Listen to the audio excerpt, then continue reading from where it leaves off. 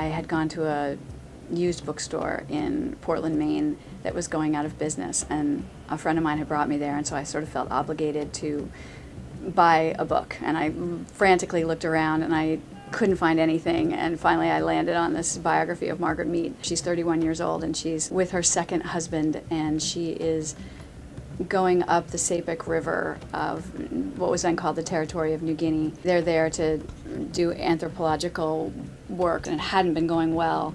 It had been going very badly, actually, and they were trying to avoid this man named Gregory Bateson, who kind of had a lock on the middle Sepik River, which was apparently the richest part of the culture of the tribes of the Sepik River. And then they finally decided, screw it, we're going to go. We're just going to go meet him. And he was extremely depressed, really struggling with his work, and so he was extremely happy to see them.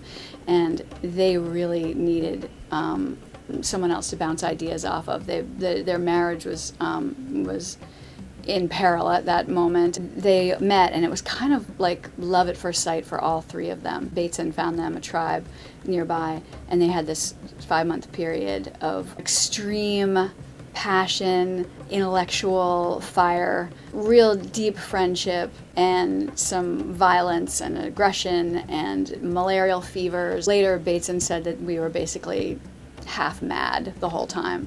And I got to that and I thought, oh my God, that would make such a fabulous novel.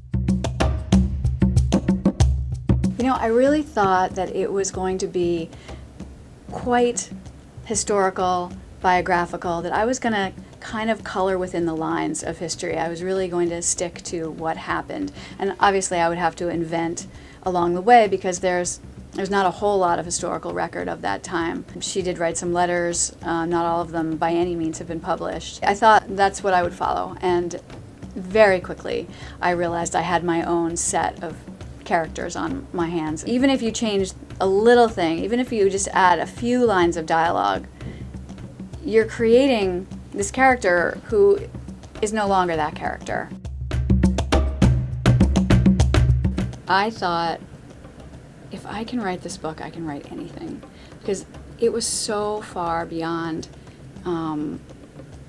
anything I'd ever tried before. These characters would not live in houses, they would not watch TV, they would not know what the Second World War was. They were so far from anything that I had experienced. I was really, really daunted by it all, and having come out on the other side of it, I can't say that I really feel like I can write anything, but I feel like it's made me a little more courageous. I feel like really excited about what's next.